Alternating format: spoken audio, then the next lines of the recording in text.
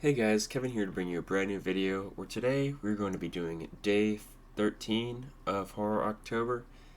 So the film that we're going to be talking about today is arguably like an iconic classic. It is 1931's Frankenstein. Now, some interesting things about this movie is that it's actually a remake of a 1910 film, so believe it or not, it's not the original Frankenstein. And it's also based on a novel by Mary Shelley from the 1800s, and it was also adapted from a play. So it's not exactly an original idea, but it does hold some iconic status for sure. And with good reason. There's a lot of great horror stuff within this movie. So I think there are definitely some things that, help this to achieve its iconic status. Such as like, obviously you have like the classic like "It's alive, it's alive, it's alive" quote, but there's also just like some really good shots that are like really really nice. Like there's one where you initially see Frankenstein's monster for the first time, and it's just like a close up of his face, and like something is just like off about him. Like his eyes are like droopy, his head is like pretty big, his face isn't exactly normal, and like he has like these black eyes, and yeah, and he just has like this stare like like his eyes are like, and yeah, it's kind of creepy. Like I feel like they achieve that effect really really well. And there's a lot of like good horror stuff here with like, you know, Frankenstein's monster is just like so out of control, and you don't know what he's gonna do because he's this like erratic person. And this stems from the fact that, simply put, he got an abnormal brain put in him, and because of that, he's gonna act abnormal. I mean, there's nothing really deep or intellectual to that. I mean, it's just that the abnormal brain is has like a wrongly developed frontal lobe. It's more impulsive, more likely to make like criminal decisions, and that's what leads him to do all these things. And he's so like unpredictable with what he's going to do to people. And I think that is like kind of the beauty of it, though. And it is interesting also because Dr. Frankenstein was obsessed with like the idea of like creating life. Like he wanted to really create something and try to like make something be born of his own. That was like his whole thing. And like this is really highlighted by a great performance from the guy who plays Frankenstein, really. Colin Clive, he is like superb as like, I guess you could say like the mad scientist.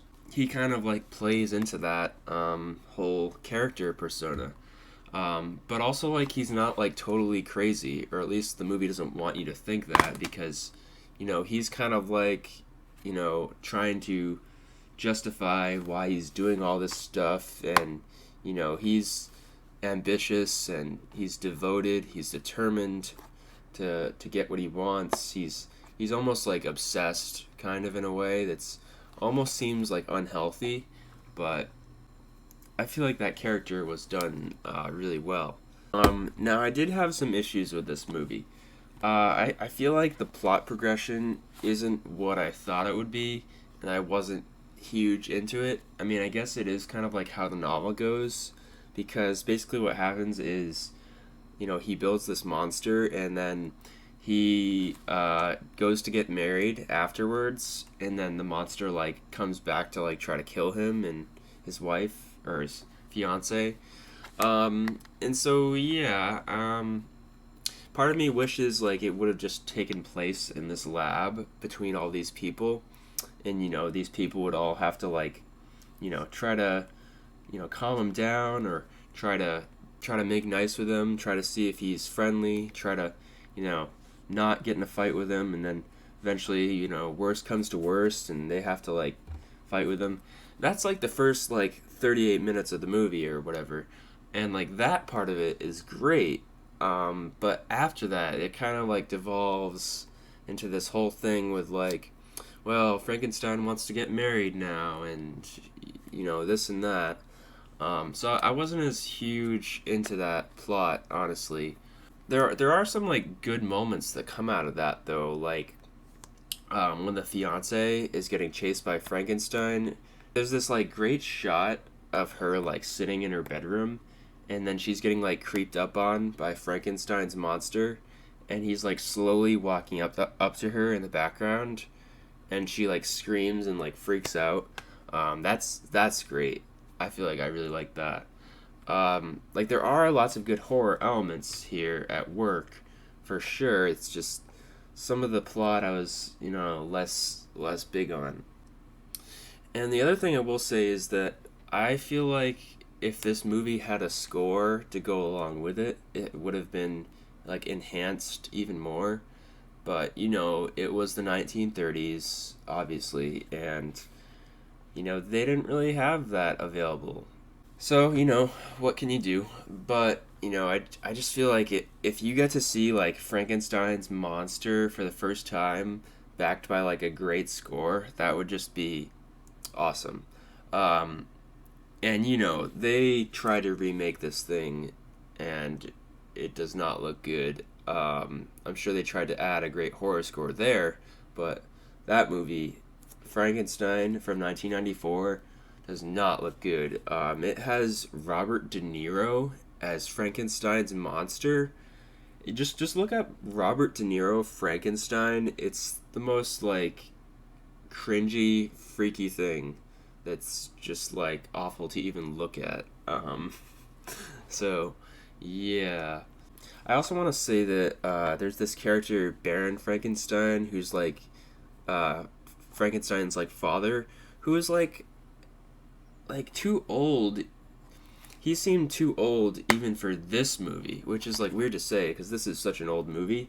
But he seemed like so like out of touch with the rest of the characters, and I don't know if that was intentional, but like his character, I just like can't get with that at all because he's like an old man who doesn't know anything about how anything works, and he just wants to drink and everybody to be happy. And why is my son doing experiments? Like, is he out with another girl? Like, okay, well, I don't know about this. Like, but yeah, overall, I did really like the movie. I think it does deserve some sort of status for being as influential as it is.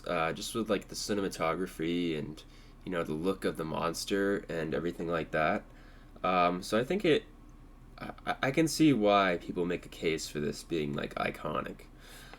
And like this whole collection is really cool to have. I actually bought this in 2017, and fun fact, I was gonna actually watch one of these every single day of October in 2017. So this was like the origins of like Horror October, kind of like where it started. I was gonna watch.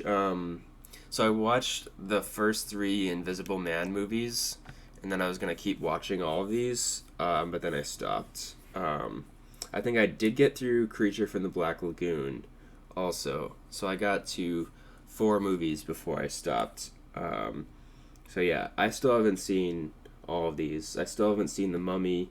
I haven't seen The Phantom of the Opera. Um, and I haven't seen like all of the sequels to these at all. Um, like Bride of Frankenstein, all of those different ones. I'm going to rate this a 8.4 out of 10. The more and more I think about this movie, I realize that I don't like it as much as I hope I would, but like it does have like good aspects to it. I think it's way better in the first half than it is in the second half. So yeah, that's just my feeling on it. Yeah, hope you guys have enjoyed the video. Make sure to leave a like if you have, and I'll see you guys in the next one.